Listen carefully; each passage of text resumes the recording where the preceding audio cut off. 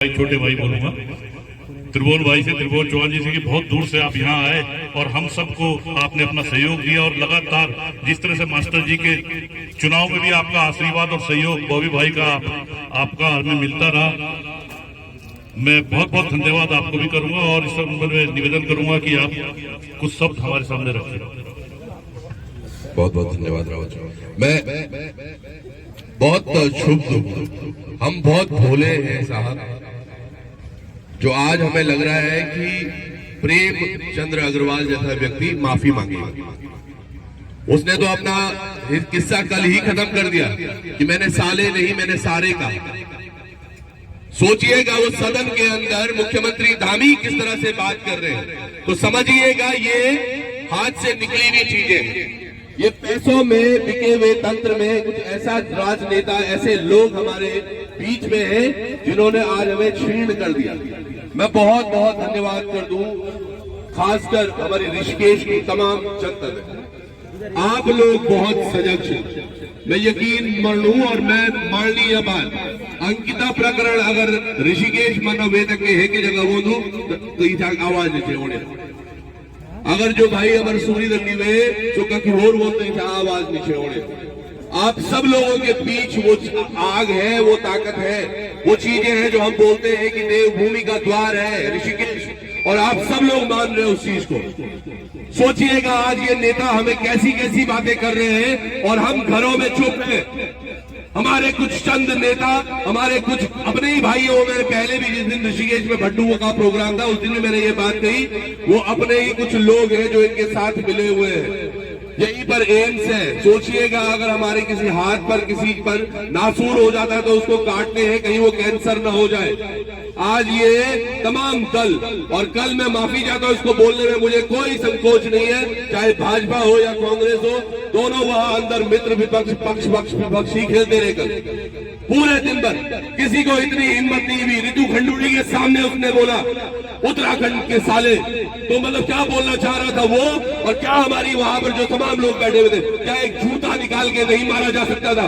उछाल देते, कोई भी एक व्यक्ति उठा के जूता मारता उसके मुंह पर, उसको पता तो चलता वो बात क्या कर रहा है।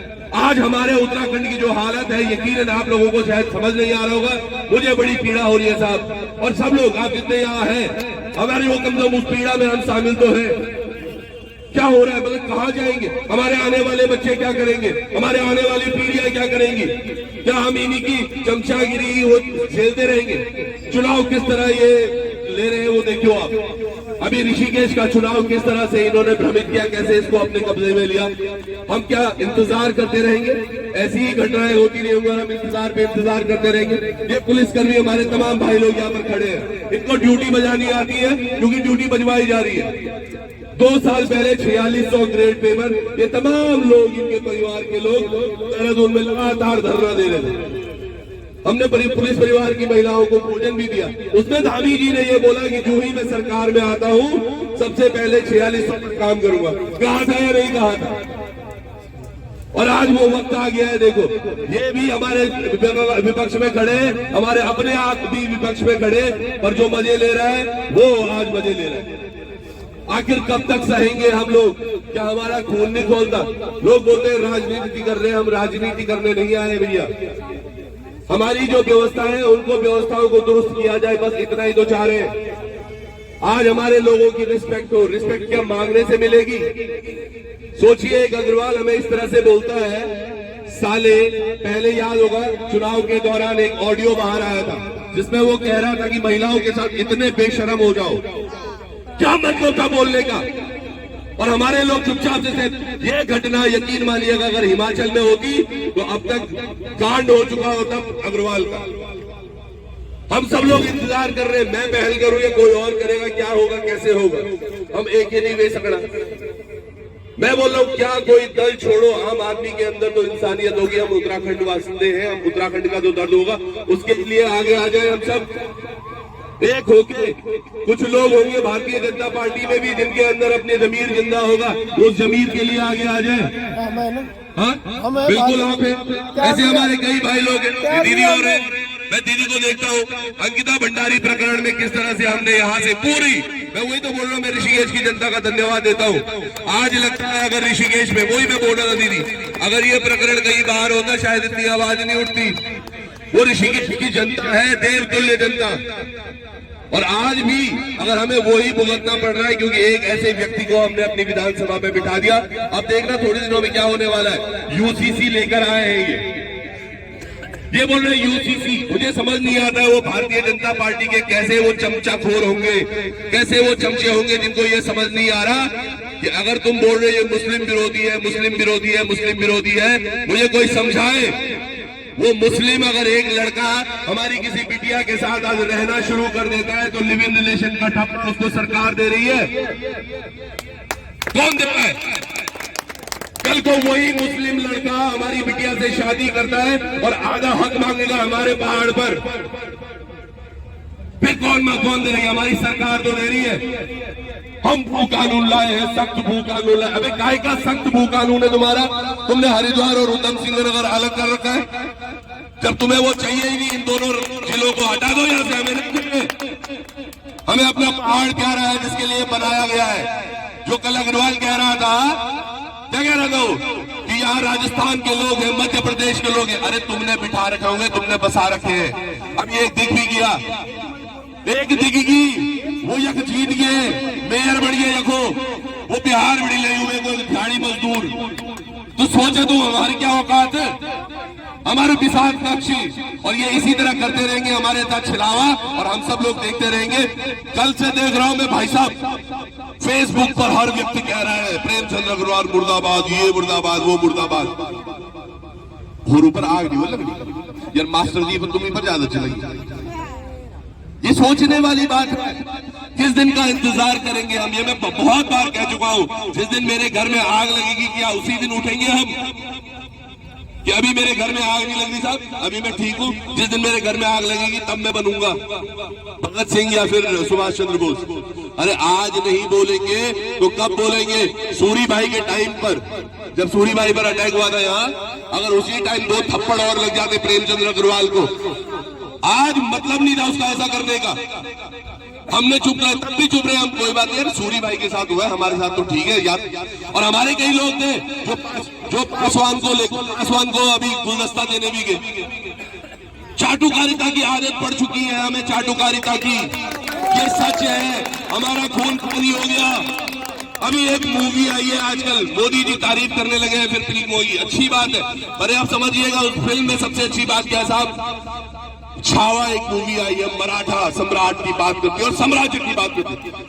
किसी थिएटर में जाओ साहब, क्या नारे लग रहे हैं वहां, यानी कि उनके खून में है वो मराठी।